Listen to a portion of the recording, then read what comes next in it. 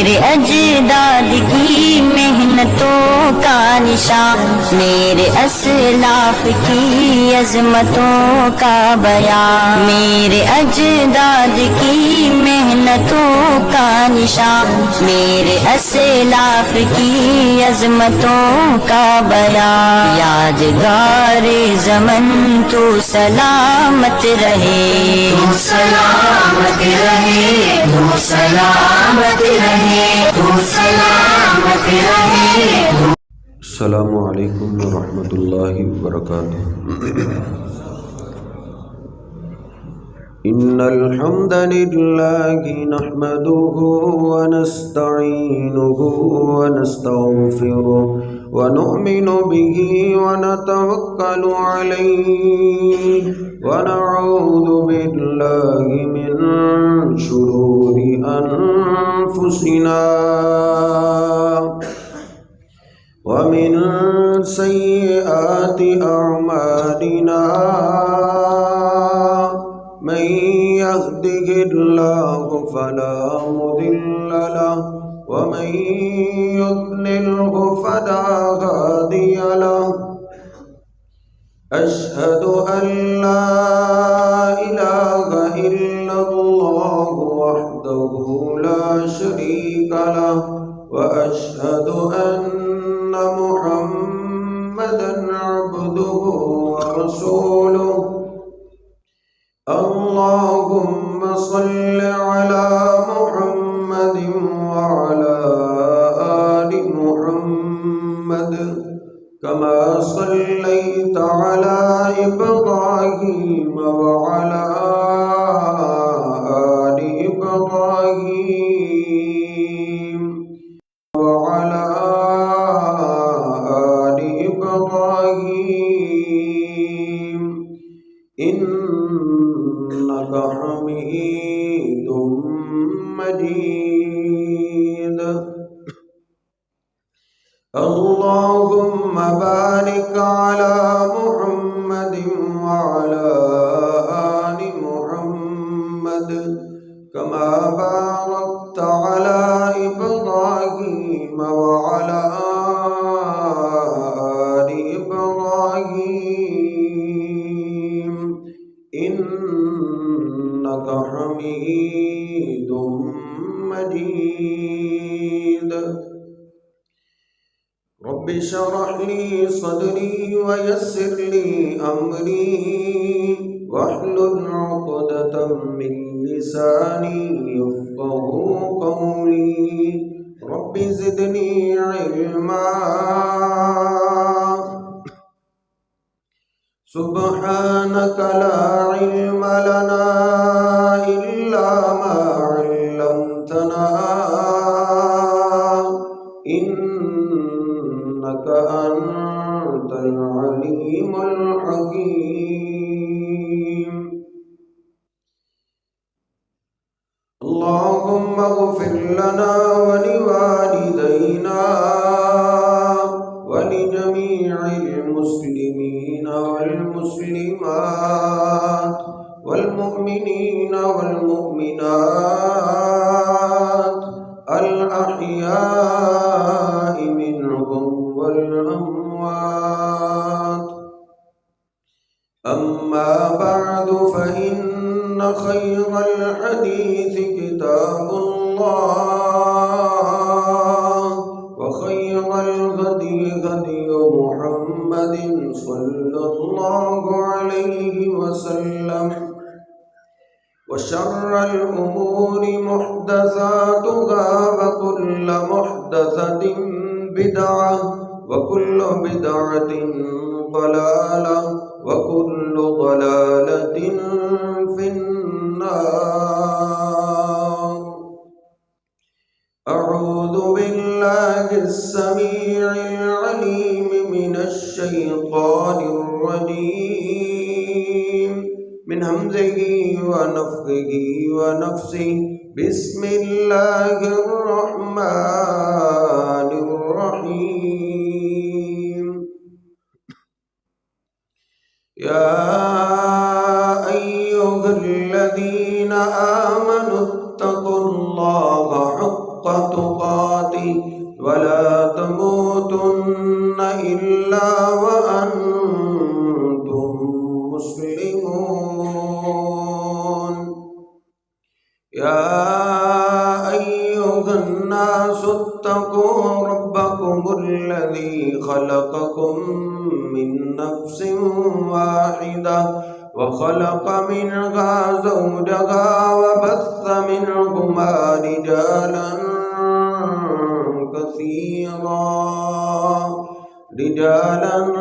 كثيرا ونساء واتقوا الله الذي تساءلون به والأرحام إن الله كان عليكم رقيبا يا أيها الذين آمنوا اتقوا الله وقولوا قولا سديدا يصلح لكم أعمالكم ويغفر لكم ذنوبكم ومن يطع الله ورسوله فقد فاز فوزا عظيما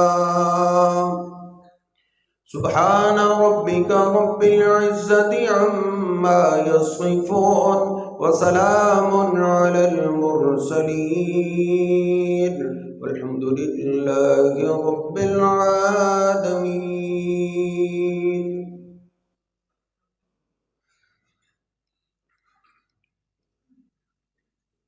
سیدنا ابو ذر غفاری رضی اللہ تعالیٰ عنہ نبی پاک صلی اللہ علیہ وسلم کے لاڈلے صحابی ہیں، اور یہ قبیلہ غفار کے سردار ہیں، اور ان کا قبیلہ بھی کیا قبیلہ ہے. نبی پاک صلی اللہ علیہ وسلم فرماتے ہیں، بخاری شریف میں ہے، اما الغفار فقد غفر اللہ لہا.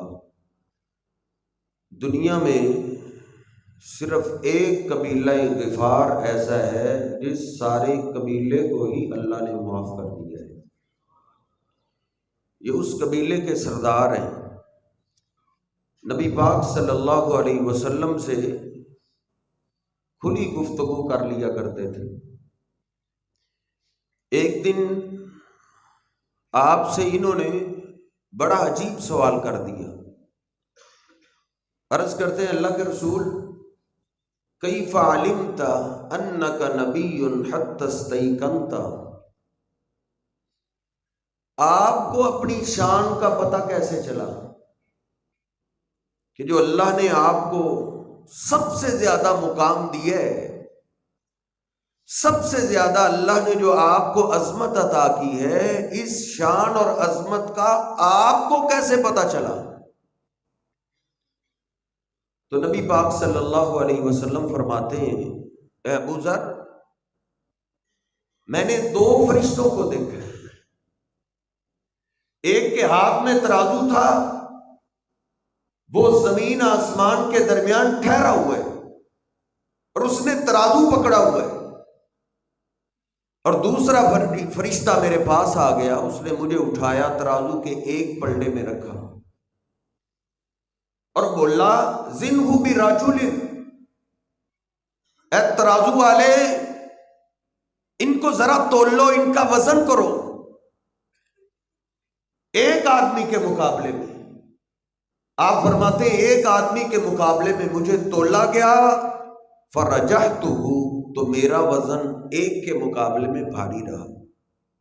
فرشتہ پھر کہتا ہے، زنہ بعشرہ، ان کو 10 کے مقابلے میں تولو.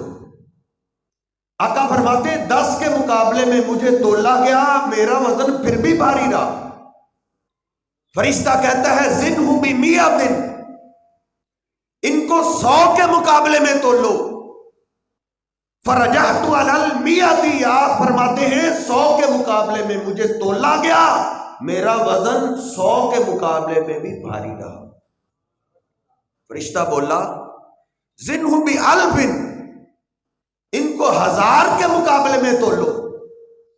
آقا فرماتے ہیں سارا پلڑا 1000 سے بھر چکا ہے اور مجھ اکیلے کو 1000 کے مقابلے میں تولا گیا تو میرا وزن 1000 کے مقابلے میں بھی بھاری رہا۔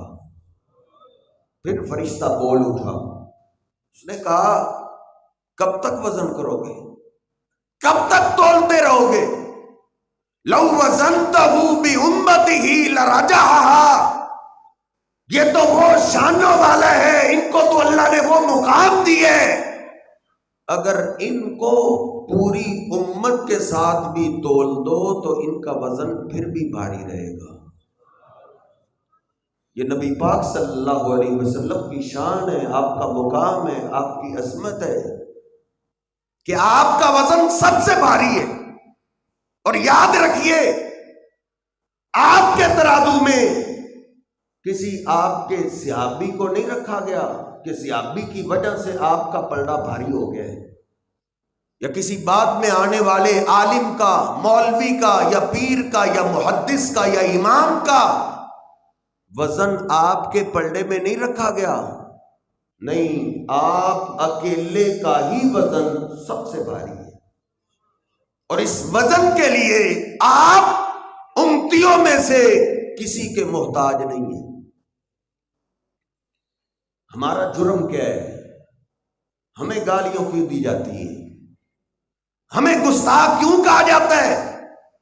ہمارا جرم سنیے، ہم کہتے ہیں یہ جو آپ کی ذات کا وزن ہے یہی آپ کی بات کا بھی وزن ہے، بس یہ ہماری گستاخی ہے۔ ہم کہتے ہیں جس طرح آپ کی ذات سب سے بھاری ہے، ایسے ہی میرے محبوب پیغمبر کی ہر حدیث بھی سب پہ بھاری ہے۔ نبی پاک صلی اللہ علیہ وسلم کی بات کو اگر توڑ دیا جائے کسی ایک امام یا ایک محدث یا کسی ایک صحابی سے نہیں، پوری امت سے آپ کی کسی بات کو تول دیا جائے تو آپ کی بات پوری امت کی باتوں سے بھاری ہے۔ اب تو اللہ نے، ذات تو صرف آپ کی تھی نا، لیکن بات کے بارے میں تو اللہ کہتا ہے اے لوگو ما آتاکم الرسول فخذوہ، اللہ قسم اٹھا کے کہتا ہے وما ینطق عن الہوی، اے لوگو مجھے اپنی مخلوق ستارے کی قسم ہے، تم سارے جتنے بھی امتی آئے ہیں سب اپنی مرضی سے بولتے ہیں، لیکن میرا محبوب پیغمبر ان ہوا الا وحی یوحا، آپ اپنی مرضی سے نہیں بولتے، آپ اللہ کی وحی سے بولتے ہیں۔ آپ کی بات کا وزن تو اللہ نے کہا ہے۔ اللہ کہتا ہے من یطع الرسول فقد اطاع اللہ، اللہ کی ذات اور ہے، نبی پاک صلی اللہ علیہ وسلم کی ذات اور ہے۔ اللہ پیدا کرنے والا ہے، آپ پیدا ہونے والے ہیں، آپ اللہ سے مانگنے والے، اللہ عطا کرنے والا، ذات دونوں کی علیحدہ علیحدہ ہے، لیکن اللہ کا قرآن کہتا ہے لوگوں بات دونوں کی ایک ہی ہے۔ من یطع الرسول فقد اطاع اللہ، جس نے میرے پیغمبر کی مانی، اللہ کہتا ہے قرآن میں اس نے اللہ کی مانی ہے۔ بات تو میرے محبوب پیغمبر کی وزنی کیوں نہ ہو، اللہ نے کہا ہے میرے پیغمبر کی بات میری بات ہے۔ اس لیے نبی پاک صلی اللہ علیہ وسلم کی جو ذات کا مقام ہے یہی مقام آپ کی حدیث پاک کا ہے، اس میں بھی کوئی شک نہیں۔ نبی پاک صلی اللہ علیہ وسلم کے پاس ایک آپ کا غلام آپ کی ہر بات لکھتا تھا، ہر بات۔ قریشیوں نے اس کو کہا ہر بات ہی تم لکھ لیتے ہو، وَرَسُولُ اللَّهِ بَشَرٌ يَتَكَلَّمُ فِي الْغَضَبِ وَالرَّضَاءِ، نبی پاک صلی اللہ علیہ وسلم کبھی خوشی کے موڈ میں ہوتے ہیں، کبھی غصے میں آ جاتے ہیں، بندہ کہتا ہے میں غصے میں آ گیا تھا مجھے معاف کیجیے، نبی علیہ السلام بھی غصے میں آ جاتے، تم ہر بات لکھ لیتے ہو۔ وہ عبداللہ بن عمر کاتب وہی کہتے ہیں میں لکھنے سے رک گیا، لیکن میں نے نبی پاک صلی اللہ علیہ وسلم سے شکایت کر دی، اللہ کے رسول میں آپ کی ہر بات لکھتا تھا لیکن قریشیوں نے مجھے روک دی ہے کہ ہر بات نہ لکھا کرو، کم از کم لکھنے سے پہلے پوچھ لیا کرو اللہ کے رسول لکھوں یا نہ لکھوں۔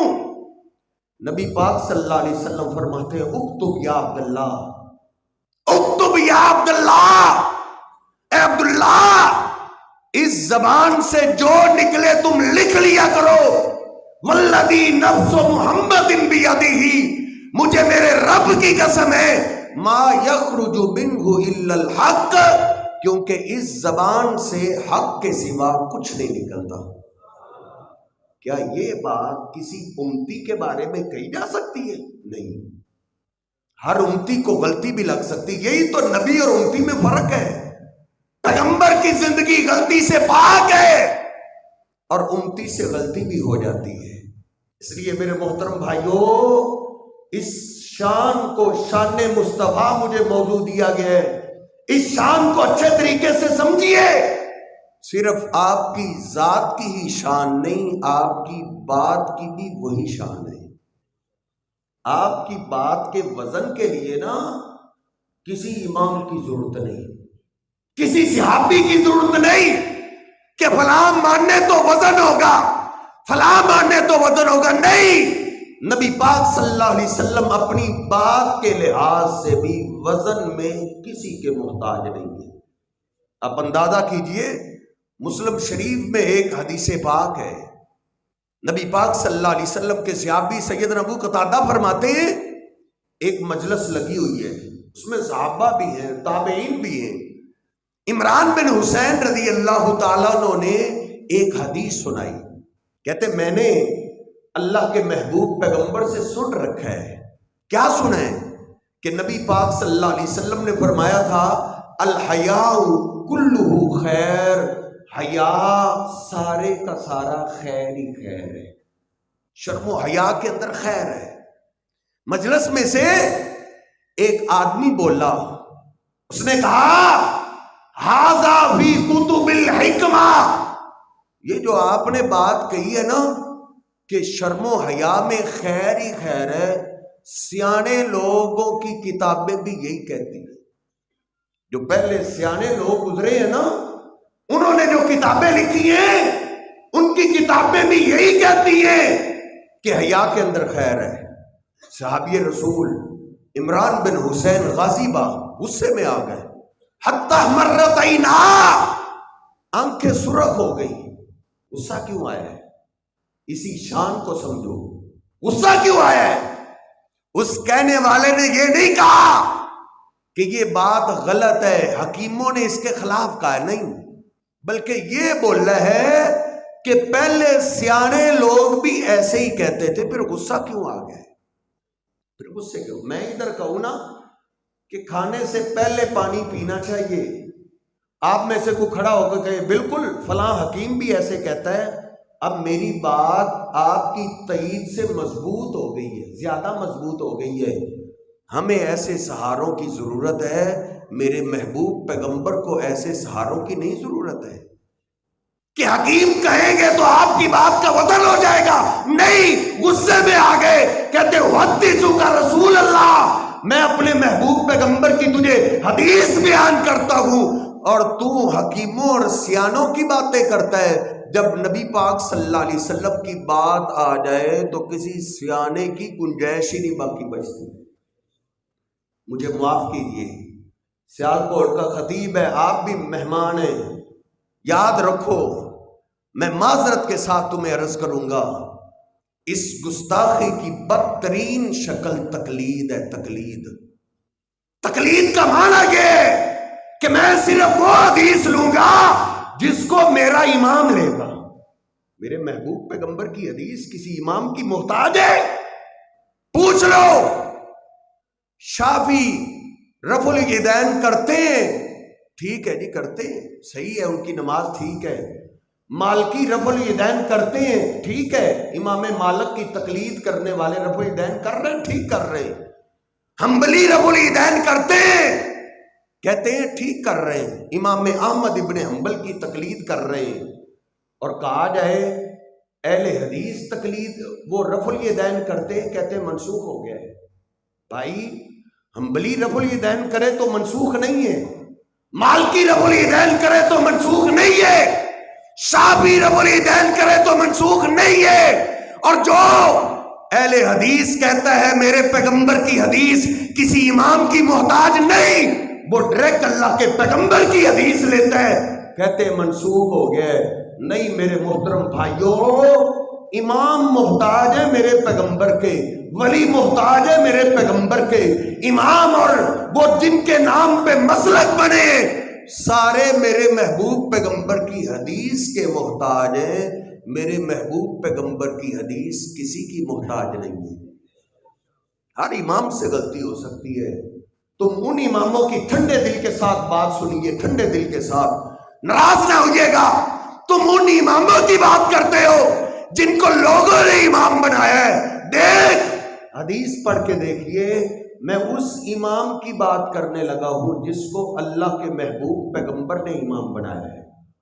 غلطی تو ہو سکتی ہے نا، کوئی انسان اللہ کے پیغمبر کے بعد کوئی پیغمبر تو نہیں نہ ہو سکتا، غلطی تو اس سے بھی ہو سکتی ہے جس کو اللہ کے پیغمبر نے امام بنایا۔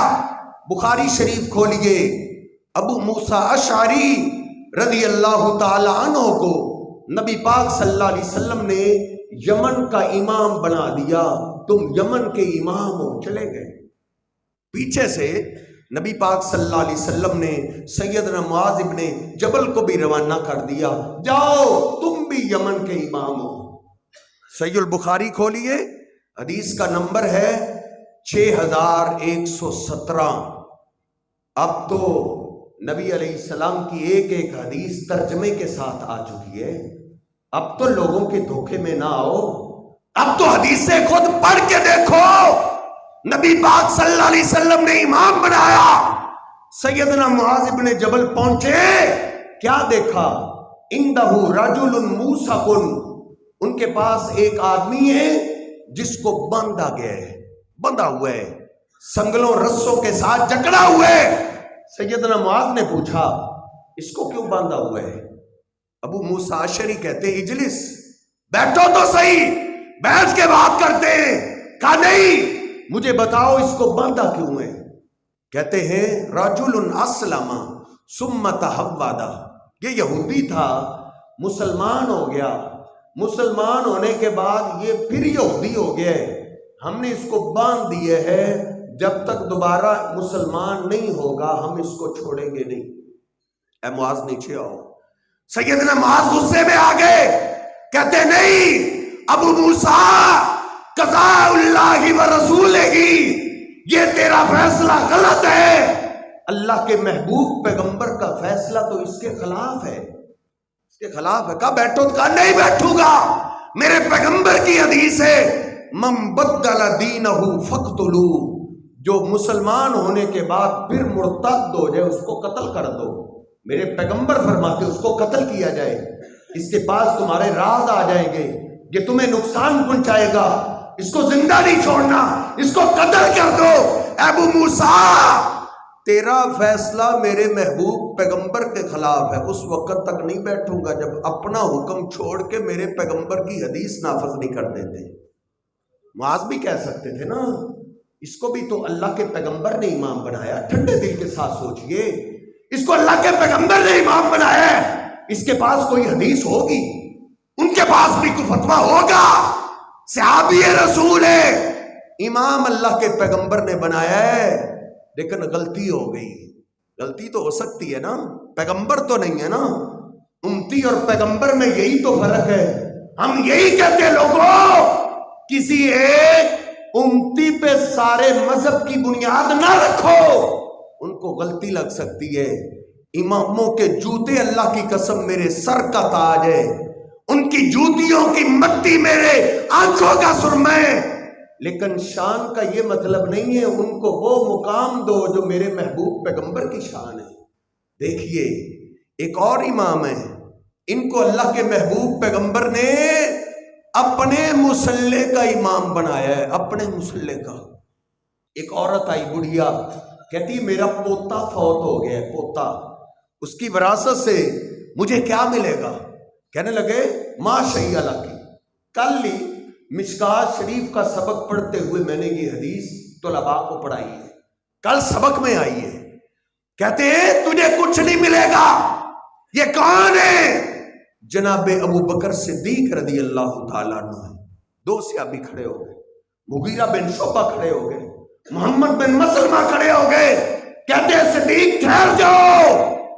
وہ بھی سوچ سکتے تھے ان کے پاس کوئی دلیل ہوگی، ان کو اللہ کے پیغمبر اپنے مصلے پہ کھڑا کر کے گئے ہیں۔ نہیں، جانتے صدیق کی شان اپنی جگہ، لیکن سب سے زیادہ وزن تو میرے محبوب پیغمبر کی حدیث کا ہے، آپ کے فرمان کا وزن سب سے زیادہ ہے۔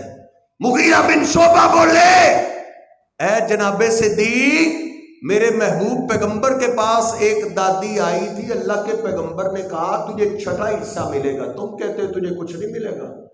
ادھر سے محمد بن مسلمہ کھڑے ہوئے، کہتے میں بھی اس مجلس میں موجود تھا، نبی پاک صلی اللہ علیہ وسلم نے فرمایا تھا دادی کو چھٹا حصہ ملے گا۔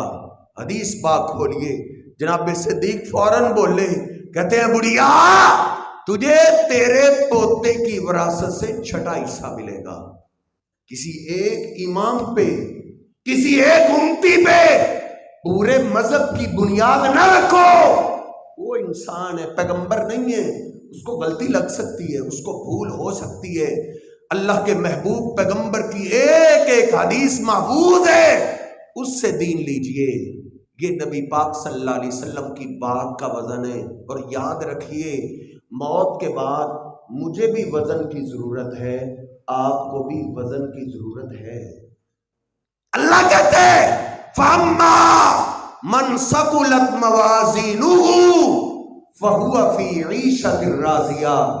قیامت کے دن نمازوں کی گنتی پہ صرف فیصلہ نہیں ہوگا، روزوں کی گنتی پہ صرف فیصلہ نہیں ہوگا، قربانیوں کی گنتی پہ صرف فیصلہ نہیں ہوگا۔ اللہ کہتے ہیں نیکیوں کو ہم تول لیں گے، تولا جائے گا۔ فَأَمَّا مَنْ ثَقُلَتْ مَوَازِينُهُ، جس کی نیکیوں کا وزن ہوگا وہ جنت میں جائے گا۔ مجھے بھی وزن چاہیے، آپ کو بھی وزن چاہیے، آپ کے امام کو بھی وزن چاہیے، صحابہ کو بھی وزن چاہیے۔ یار ذرا ٹھنڈے دل کے ساتھ سوچ تو صحیح، وزن کہاں سے ملے گا؟ وزن کہاں سے ملے گا؟ وزن صرف ایک ذات ہے، وہ میرے محبوب پیغمبر کی ذات پاک ہے، جہاں سے سب کو وزن ملے گا۔ ہر صحابی کو وہاں سے وزن ملے گا، ہر امام کو وہاں سے وزن ملے گا۔ جس کے پاس اللہ کے پیغمبر کا وزن ہے اس کے پاس وزن ہے، جس کے پاس اللہ کے محبوب پیغمبر کا وزن نہیں ہے اس کے پاس کوئی وزن نہیں ہے۔ اللہ کا قرآن کہتا ہے کئی آئیں گے عاملۃ ناصبہ۔ عمر فاروق جب اس آیت کو پڑھا کرتے تھے کبھی طاری ہو جاتی تھی، عاملۃ ناصبہ۔ قیامت کے دن کئی لوگ آئیں گے عمل کر کر کے تھک چکے ہوں گے، ماتھے پہ محراب پڑ چکے، کمر جھک چکی ہے۔ اللہ کہتے ہیں 30واں سپارہ ہے تسلا نارن حامیہ، اعمال کے ڈھیروں کے باوجود وہ دہتی ہوئی آگ میں چلے جائیں گے۔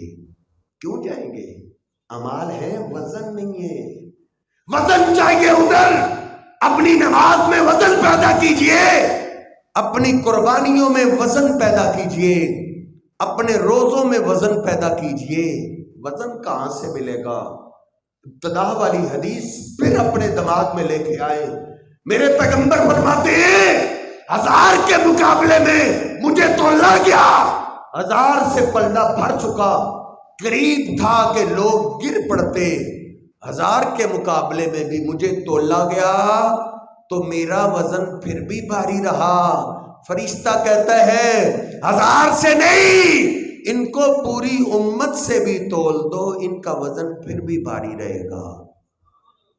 کسی کے پاس اور وزن نہیں ہے اور کسی کے پاس نہیں وزن. یار بعد میں آنے والوں کی بات تو بات کی ہے، صحابہ کے پاس وزن نہیں. صحابہ کو بھی وزن در مصطفیٰ سے ملے.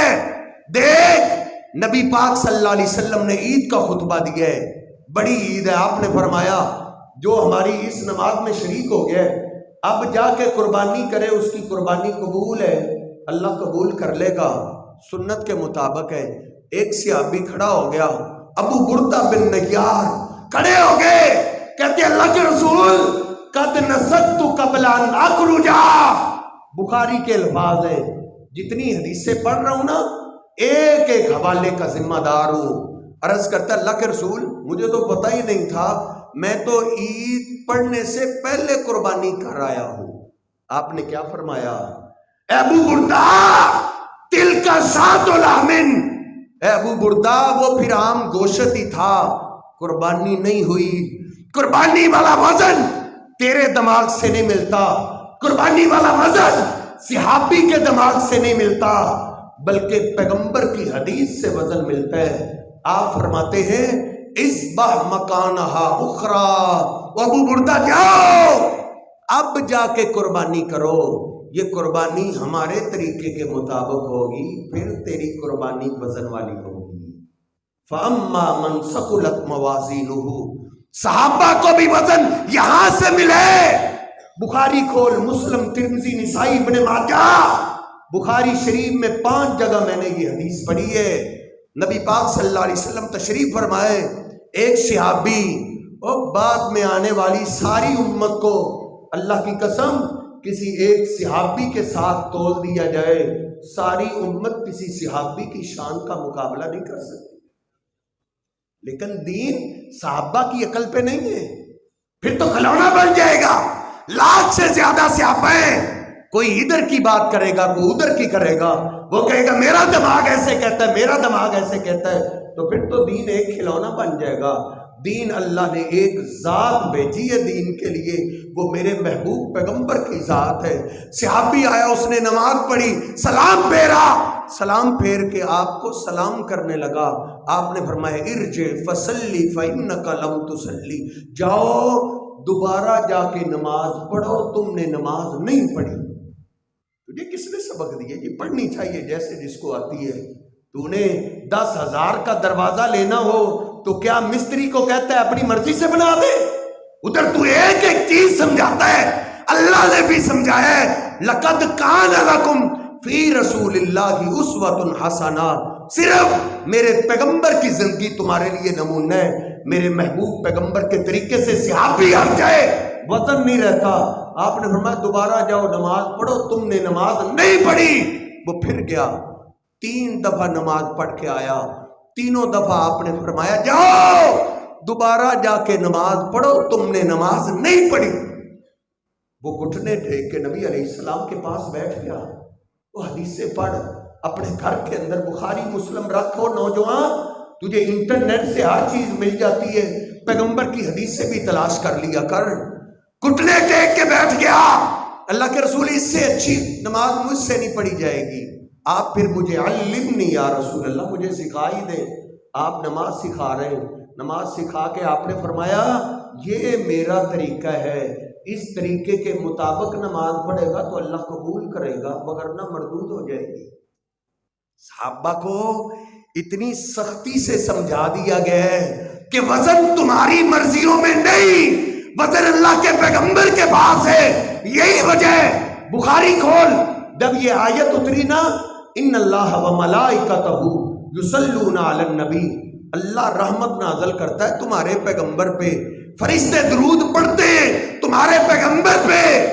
یا ایھا الذین آمنوا صلوا علیہ وسلموا تسلیما، او ایمان والو تم بھی اپنے پیغمبر پہ درود پڑھا کرو. بخاری کھولیے، صحابہ آ گئے، کہتے ہیں اللہ کے رسول اللہ نے حکم دیا ہے ہم آپ پہ درود پڑھیں. علمنا، آپ ہمیں سکھا دیجئے کیف نصلی علیک یا رسول اللہ، اللہ کے رسول ہم آپ پہ درود کیسے پڑھیں. صحابہ عربی دان تھے، ان کی اپنی زبان عربی تھی. جس طرح ہم پنجابی میں باتیں کرتے ہیں وہ عربی میں ایسے باتیں کرتے تھے. اگر اپنی طرف سے دین بنانا ہوتا تو صحابہ ہم سے بہتر بنا سکتے تھے.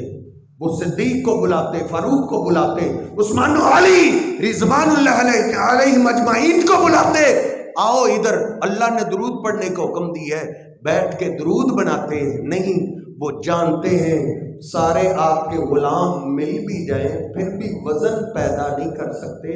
وزن اس میں ہوگا جو نبی پاک صلی اللہ علیہ وسلم کی زبان پاک سے بات نکلے گی.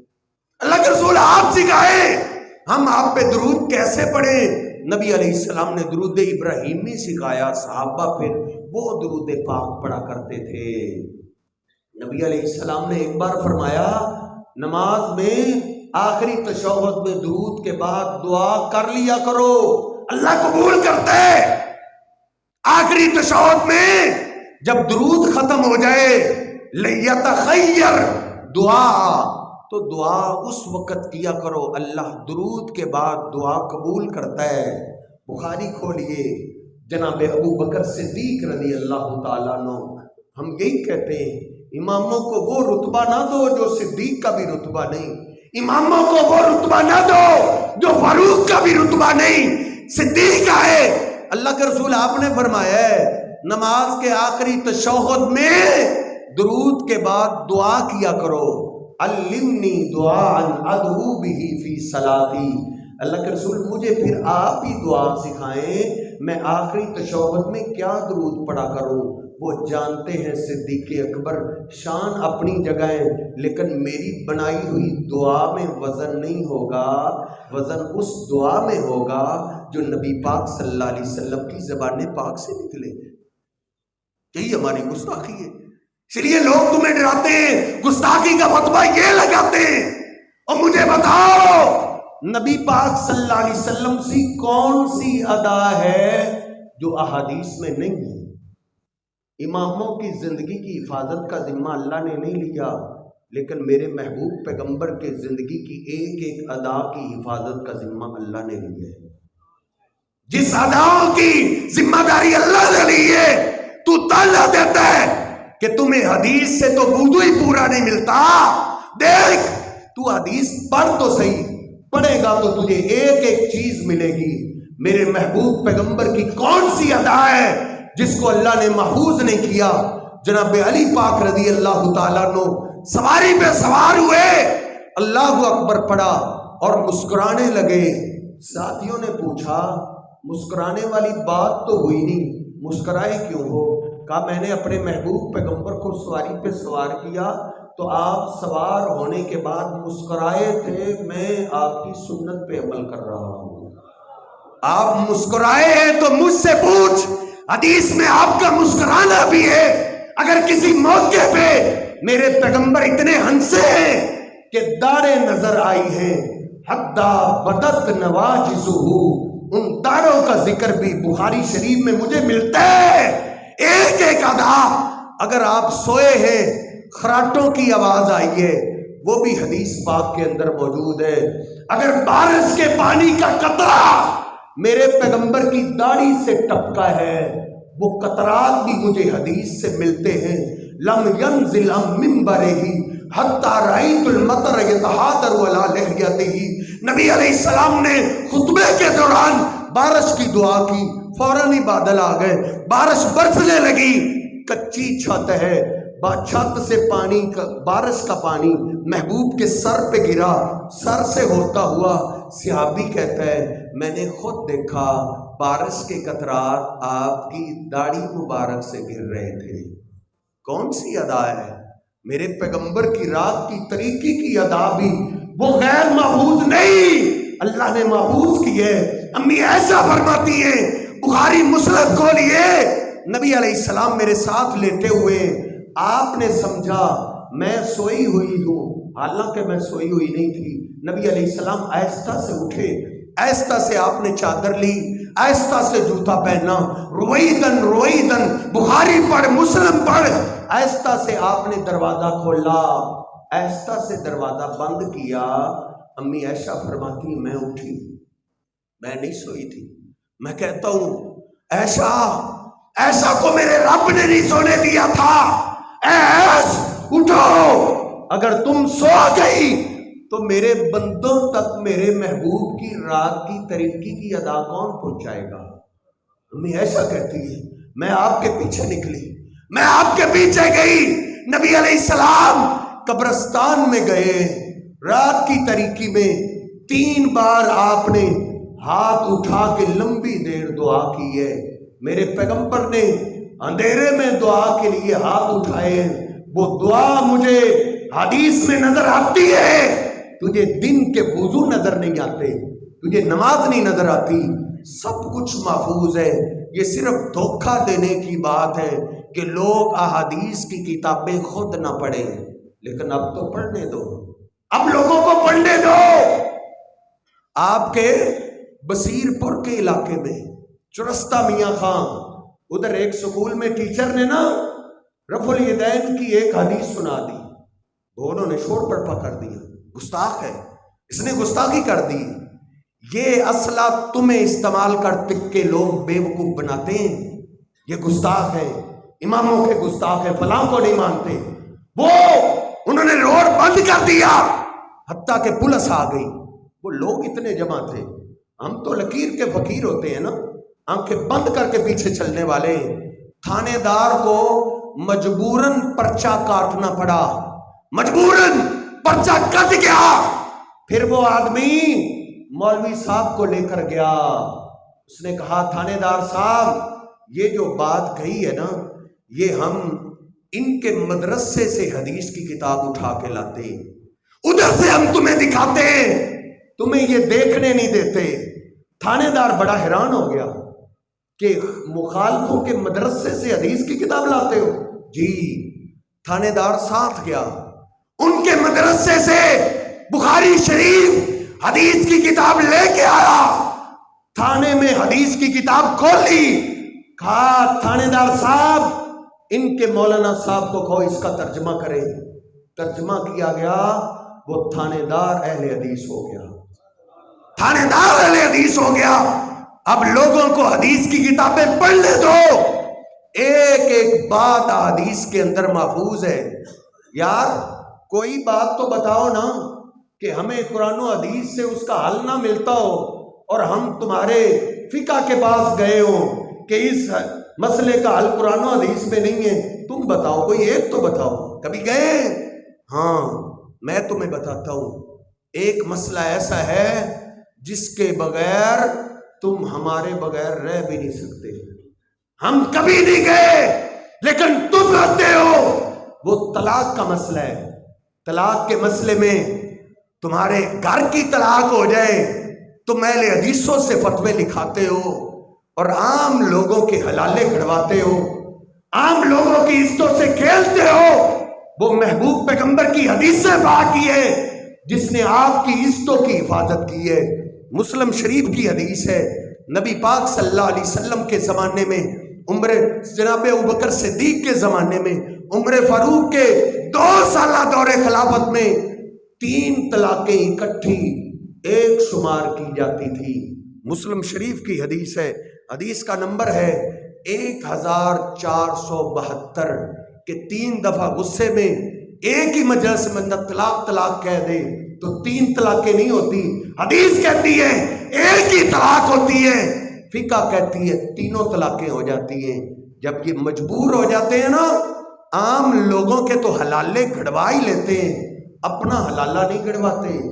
نبی علیہ السلام کی حدیث پاک کی ہے جو آپ کی عزتوں کی بھی رکھوالی ہے. تمہاری عزت کی حفاظت بھی حدیث مصطفیٰ سے ہے. تمہارے سب سے زیادہ خیر خواہ کوئی امام نہیں، سب سے زیادہ تمہارے خیر خواہ میرے اور آپ کے محبوب پیغمبر ہیں. نبی پاک صلی اللہ علیہ وسلم سے بڑھ کے میرا اور آپ کا کوئی خیر خواہ نہیں. حنفی فقہ کہتی ہے بچی گھر سے بھاگ کے نکاح کر لے تو نکاح جائز ہے. عدالتوں میں حنفی مولوی نکاح پڑھا دیتے ہیں، لیکن میرے پیغمبر کی حدیث کہتی ہے لا نکاح الا بولی، ولی کے بغیر نکاح نہیں ہوتا. بھاگ جائے بچی تو وہ حرام ہی ہے، وہ نکاح نہیں ہے۔ نبی پاک صلی اللہ علیہ وسلم کی حدیث پاک آپ کی عزت کی رکھوالی کرتی ہے۔ فقہ کہتی ہے جب لڑکا اور لڑکی راضی ہے تو کیا کرے گا قاضی؟ یہ فقہ کی باتیں ہیں۔ نبی پاک صلی اللہ علیہ وسلم کی حدیث کے مطابق چلو گے، آپ کے ایمان کی بھی حفاظت ہوگی، آپ کی عزتوں کی بھی حفاظت ہوگی، آپ کی نیکیوں کی بھی حفاظت ہوگی۔ آخر میں چلو چند ایسے بندے تلاش کر لیں جو غیر مکلف تھے، جو تقلید کسی کی نہیں کرتے تھے، جو ان میں سے کسی امام کو جانتے بھی نہیں تھے لیکن وہ جنت میں گئے ہیں۔ مبارک ہو اگر وہ غیر مقلد ہو کے جنت میں جا سکتے ہیں، اگر وہ صرف اللہ کے پیغمبر کی احادیث پہ عمل کر کے جنت میں جا سکتے ہیں، تو مجھے تو میرے محبوب پیغمبر کی احادیث آج بھی ویسے ہی لگتی ہے جیسے آپ صدیق کو بولا کرتے تھے، جیسے آپ فاروق کو بولا کرتے تھے، جیسے آپ عثمان و علی رضوان اللہ علیہم اجمعین کو بولا کرتے تھے۔ وہ بندے اب ہم نے تلاش کرنے ہیں جو غیر مقلد ہوں اور جنت میں جائیں۔ غیر مقلد کا ہی تانا دیتے ہیں نا۔ آؤ پہلا انسان جو غیر مقلد اور جنتی ہے وہ میرا ابو بکر صدیق ہے۔ امام ابو حنیفہ رحمہ اللہ کو نہیں جانتے تھے، امام شافعی کو نہیں جانتے تھے، امام مالک، امام احمد ابن حنبل کو نہیں جانتے تھے۔ ان کو جاننے کے بغیر وہ جنت میں جائیں گے۔ کیسے جنت میں جائیں گے؟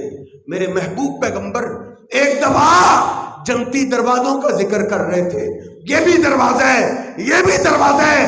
نبی پاک صلی اللہ علیہ وسلم بیان فرما رہے ہیں، جناب صدیق روتے ہوئے کھڑے ہو گئے، عرض کرتے اللہ کے رسول حل یدعا من تلک الابواب کلیہا، ہر ایک نے جانا تو جنت کے ایک دروازے سے ہی ہے، کیا کوئی ایسا خوش نصیب ہے جو جب جنت کے قریب آئے تو اس کے استقبال کے لیے جنت کے 8 دروازے کھول دیے جائیں گے؟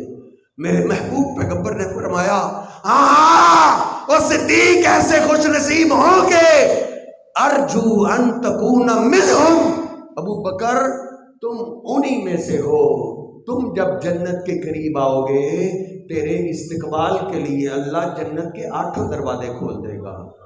اگر صدیق غیر مقلد ہو کے جنت میں جا سکتا ہے تو ہم بھی جا سکتے ہیں۔ دوسرا آدمی جناب عمر فاروق رضی اللہ تعالیٰ عنہ، عمر فاروق بھی نہ امام ابو حنیفہ کو جانتے تھے، شافعی مالک و حنبل، یہ سارے قابل احترام ہیں۔ میں نے بولا نا ان کے جوتے ہمارے سر کا تاج ہے، لیکن مجبوری یہ ہے ان کو ہم اپنے پیغمبر کا مقام نہیں دے سکتے، اپنے پیغمبر کی جگہ ان کو کھڑا نہیں کر سکتے۔ میرے فاروق ان اماموں کو جانتے بھی نہیں تھے۔ نبی پاک صلی اللہ علیہ وسلم آئے، کہا میرا عمر کدھر ہے؟ عمر کو لایا جائے۔ صحابہ حیران ہیں، عمر کے بڑے تذکرے ہو رہے ہیں۔ کہا اللہ کے رسول کیا بات ہے؟ کہا عمر اللہ نے مجھے رات کو شہداء کا ٹون دکھایا ہے، شہداء کی کالونی دیکھتے دیکھتے ان میں ایک محل بڑا ہی دلکش تھا، بڑا ہی خوبصورت تھا، میرے قدم رک گئے۔ میں نے کہا جبریل یہ سب سے عالی شان محل کس کا ہے؟ جبریل امین بولے رجل قریشی، یہ قریشی نوجوان کا ہے۔ آپ فرماتے میں نے کہا نا قریشی، قریشی تو میں ہوں۔ کہا اللہ کے رسول یہ آپ کے غلام عمر فاروق کا محل ہے۔ اگر عمر فاروق غیر مقلد ہو کے جنت میں جا سکتے ہیں تو آپ بھی جا سکتے ہیں۔ احادیث کی کتابیں گھر میں رکھیے، جیسے صحابہ حضور کی ادائیں اپناتے رہے ویسے اپنی ادائیں بنائیں۔ نبی پاک صلی اللہ علیہ وسلم خطبہ ارشاد فرما رہے، آپ نے فرمایا یہ لشکر جو تیار کرے گا میں اس کو جنت کی ضمانت دیتا ہوں۔ سارے تعاون کر رہے ہیں، سیدنا عثمان کھڑے ہو گئے، اللہ کے رسول 100 اونٹ میری طرف سے لکھ لو۔ کہا عثمان اور چاہیے؟ کہا اللہ کے رسول 100 اور لکھ لو۔ فرمایا عثمان اور چاہیے؟ کہا 100 اور لکھ لو۔ عثمان گھوڑوں کی بھی ضرورت ہے۔ کہا اللہ کے رسول 100 گھوڑے بھی لکھ لو۔ نبی پاک صلی اللہ علیہ وسلم کا چہرہ چمک گیا، آپ نے فرمایا میرے صحابہ ما علی عثمان ما عمل بعد اليوم، آج عثمان نے جنت اس انداز سے خرید لی ہے، آج کے بعد میرا عثمان نیکی نہ بھی کرے عثمان جنتی ہے۔ اے عثمان نقدی بھی ضرورت ہے۔ کہاں گئے؟ کہا گھر والوں مسجد میں جنت بک رہی ہے، کوئی سونے کا سکہ گھر میں چھپانا نہیں، سب لے آؤ۔ سارے گھر کو چھان مارا، 1000 کے قریب سونے کے سکے ملے، اس کو ایک کپڑے میں باندھا، نبی پاک صلی اللہ علیہ وسلم کی خدمت میں پیش کر دیا۔ آپ سونے کے سکوں کو الٹ پلٹ کر رہے ہیں اور کیا فرما رہے ہیں؟ ما ذرہ عثمان، ما ذرہ عثمان، ما مل بعد اليوم۔ پہلے الفاظ اور ان الفاظ میں فرق ملاحظہ کیجئے۔ پہلے آپ نے فرمایا تھا عثمان نیکی نہ کرے جنتی ہے، اب آپ فرماتے ہیں میرے عثمان سے گناہ بھی ہو جائے عثمان پھر بھی جنتی ہے۔ وہ غیر مقلد ہو کے جنت میں جا سکتے ہیں، تو آج بھی آپ اپنے محبوب پیغمبر کی فرما برداری میں جنت میں جا سکتے ہیں۔ علی کا تو آپ نے ایک دفعہ نام ہی لے دیا تھا، علی فی الجنہ۔ لوگوں میرا علی بھی جنتی ہے، صرف علی ہی نہیں، میری علی کی بیوی میری بیٹی سیدہ فاطمہ کو اللہ نے جنتی عورتوں کا سردار بنا دیا ہے۔ اور علی کے 2 بیٹے، 2 شہزادے، وہ علی کے نہیں، وہ میرے بھی بیٹے ہیں۔ اللہ پاک نے حسن و حسین کو جنتی نوجوانوں کا سردار بنا دیا ہے۔ اگر وہ جنت میں جا سکتے ہیں، آئیے نبی پاک صلی اللہ علیہ وسلم کا سارا دین احادیث کے اندر آج بھی محفوظ ہے۔ قرآن گھر میں رکھیے، حدیث کی کتابیں بخاری مسلم خود گھر کے اندر ترجمے کے ساتھ پڑھیے، میرے پیچھے نہ لگے، مولویوں کی باتوں میں نہ آئیں، خود تحقیق کریں۔ جو تحقیق کے میدان میں اتر آتا ہے، اللہ کہتا ہے والذین جاہدوا فینا لنہدینہم سبلنا، جو سیدھے راستے کی کوشش کرتا ہے ہم اس کو ضرور ضرور ہدایت عطا کرتے ہیں۔ ٹھنڈے دل کے ساتھ آج سے دعا بھی شروع کیجئے، اے اللہ مجھے سیدھے راستے کی توفیق عطا فرما دے، اور دعا کے ساتھ ساتھ تحقیق شروع کیجئے، اللہ انشاءاللہ آپ کی راتیں بھی دن بنا دے گا۔ نبی پاک صلی اللہ علیہ وسلم یہی فرما کے گئے، میں تمہیں اندھیرے والا دین نہیں دے کے جا رہا، لیلھا کنہارھا، اس میں اندھیرا ہے ہی نہیں، رات ہے ہی نہیں، اس کی راتیں بھی دن کی طرح روشن ہیں۔ یہ روشن دین کے پیچھے چلیے، یہ سیدھا آپ کو جنت میں لے جائے گا، اور کسی کے پاس کوئی گارنٹی نہیں ہے، اور کسی کے پاس کوئی گارنٹی نہیں، کسی کے پاس کوئی وزن نہیں۔ آخری بات وہیں پہ ختم کرتے ہیں۔ صحابی رسول نے عجیب سوال کیا، اللہ کے رسول آپ کو اپنی شان کا پتہ کیسے چلا؟ آپ نے فرمایا 2 فرشتے آئے، ایک ترازو میں مجھے رکھا گیا، دوسرے پلڑے کے اندر 1 آدمی، پھر 10 آدمی، پھر 100 آدمی، پھر 1000 کے مقابلے میں مجھے تول دیا گیا، میرا وزن پھر بھی بھاری رہا۔